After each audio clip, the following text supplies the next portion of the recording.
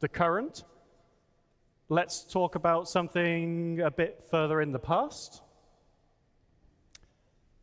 So we have a timeline here from the today all the way through to today in game. And throughout that time period, we have our manufacturers in law, starting with RSI in the very near future, going all the way through to Mirai, which is this year in game. And over that, we have some very old ships, ships that people think are quite old. We have the Hornet, we have the Aurora, and we have the Gladius. However, as you can see, there is quite a gap from the current day to these old ships. So let's talk about one that is a bit older than that. So, the RSI Zeus. So, in 2130, RSI made some major kind of advancements in quantum technology. They developed, or they released, the first ship that was kind of available to the mass market that had quantum capability. This kind of mid-range explorer really put RSI at the kind of forefront of ship development.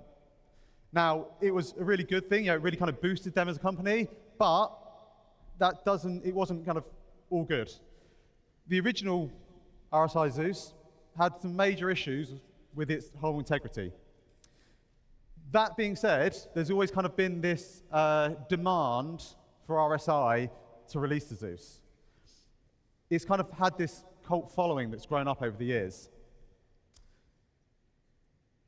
I'm kind of very happy to announce today that RSI have kind of taken that challenge on board.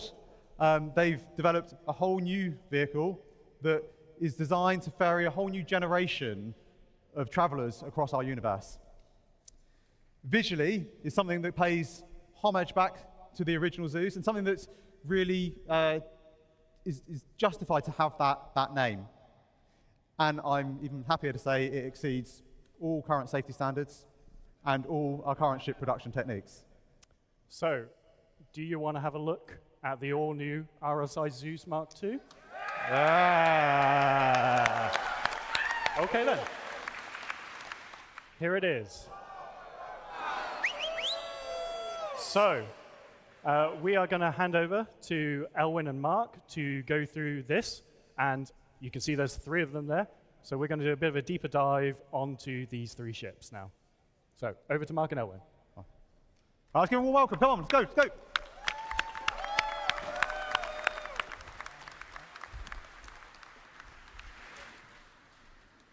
Hi there, everyone. My name is Mark Gibson. I'm the lead vehicle content designer at Cloud Imperium Games. And I'm Owen Batchelor. And I'm Owen Batchelor, vehicle art director in North America. What do you guys think? Awesome. All right, well, let's take some time now and take a look at this classic RSI design and see how we've reimagined it. So, when we decided we wanted to tackle the Zeus, we had to consider what direction RSI would take it in if they were going to do it today. We couldn't just remake the original Zeus because although it was obviously a massive piece of history, all it was really used was transporting and moving around. So we had to consider exactly what we wanted to do with the ship. In the end, we decided to go for 3 variants, allowing you to pick which way you want to actually play the game. So what we're going to do is talk about those variants that we decided on in the end and go into a bit more detail with them. First of all, we have the ES. The ES is the essential. It's the long-range exploration version of the Zeus. It's designed to let you go out for a long time. Next, I would like to explore the introduce universe. Maelstrom, our physics. Next up, we have the Mark. The Mark is the bounty hunter version. This is there for you so you can actually go out, find your targets, and bring them back. It's also been more or less what I purposely wanted to talk outfitted about so that Maelstrom, you have but all I the don't tools want that you need to disable, capture, and bring to them leave home. without showing Finally, one more video. the last version we're going to talk about is the CL, the Clipper. Might be a name people are familiar with if they know much about maritime. This is the cargo version of the Zeus Mark II. This is designed so that you can move your goods around the universe. Can create. Of the 3 variants, The Zeus Essential is the one that harkens back the most to the original design, with the original white on black paint job and the vertical stabilizers. We also worked to maintain the silhouette of the original, but brought that forward to modern day RSI design with tons of technical detail and layered panels. And on the underside, the landing gear and the underslung turret, as well as the entrance ladder, fold in perfectly flush, leaving behind a super smooth underbelly, just like the original design. But you probably all want to see what the inside looks like, so let's have a closer look. Despite the sleek and slim body of the Zeus, we've been able to pack a lot into it to give everything you need when you're doing the deep space exploration. You have a fairly comfortable habitation recreation area, so that when you're out away from home, it's not too unpleasant. In addition to that, the rear room has a 32 SU cargo capacity, as well as being able to fit a cyclone, so if you do decide to land on a planet, you can have a look around. Talking about the loadout, it's a ship designed for 3 crew. It comes with 4 size 2 shield generators, 2 size 2 power plants, 2 size 2 coolers, and 2 size 4 pilot-controlled weapons. And obviously the lower turret that Elva mentioned earlier is a size 3 remote turret. Now, the Zeus Mark was always designed from the beginning to be a sleek and aggressive bounty hunter. As such, the black paint will help you stay hidden in the shadows until you're ready to strike. We've also redesigned the spine in order to embed an EMP and a quantum dampener, which allows us on the art side to really crank up the level of detail on the exterior. We've also added a second remote turret on the top. Looking at the interior of the Mark, you see that the habitation's taken a little bit of a hit. It moved forward, but what we've been able to add in exchange for that is a massive armory. Lets you take all the different weapons and equipment you might need while you're tracking your target along the verse. Looking into the rear, we actually have a dedicated area just for the actual bounty hunter pods, similar to what you'll see in the Cutlass Blue. So you can stack up the pods and take multiple people back with you. It has less SCU than the ES. It only has 16 SCU.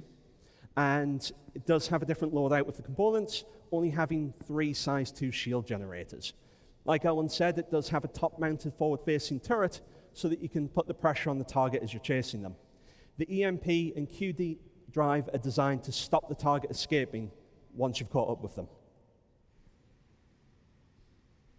Now, because the Zeus Clipper focuses on hauling cargo, we've decided to lean into the industrial aesthetic.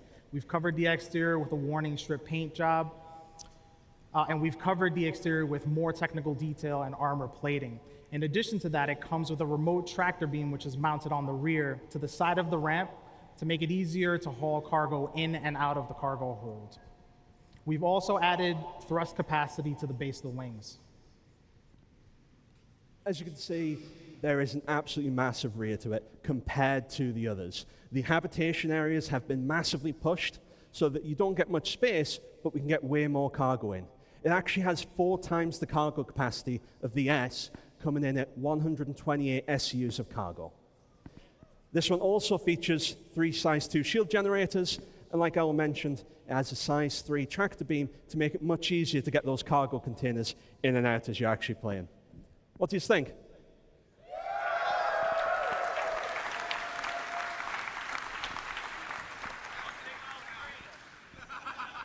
So, last year we introduced the Spirit, and anyone that may be playing on live the last couple of days might have seen a new ship adding to the verse, the A1. We hope to follow a similar route with the Zeus, where we announce it today, and then in about a year's time, ready to reveal to the public to actually play with. But this isn't just a concept. We're not just going to show you some images.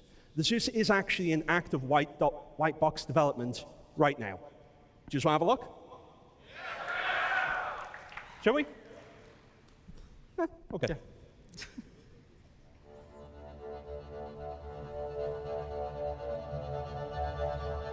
All right, so as you guys have seen with the Spirit and with the many ships we've released thus far, our ships can, when they're finished, look absolutely gorgeous.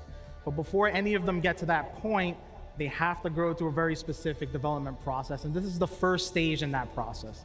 We call this white box.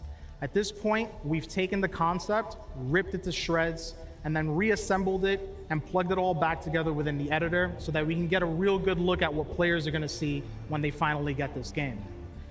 At this stage, with the Zeus, we've already ripped out all the thrusters, we've ripped out the landing gear, the turret, the seats, the beds, all of the interior spaces, plugged those guys back in, and we have what you see here.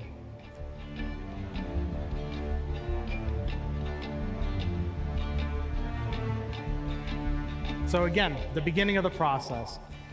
At this point, we're able to jump in, start throwing in cargo, interacting with doors, getting in and out of beds, maybe in and out of toilets, and just getting an overall sense of what it feels like to interact with the vehicle. And it is very common that in this stage, we will make some adjustments from the original plan. As an example, on this ship, we've just made the decision to expand the center corridor, add a little bit more space to the rooms. And as a result, that's going to make it much smoother experience for players to traverse the interior of the ship, as well as for AI to traverse the interior of the ship. We've also expanded the main airlock that leads to the enter-exit ladder. And up here in the cockpit, we've separated the co-pilot seats a tad bit just to allow players to get in and out a little easier. So with White Box, not the prettiest stage in the process, but it is essential that we nail this because it means we'll be able to deliver a beautiful ship that is also extremely fun to play.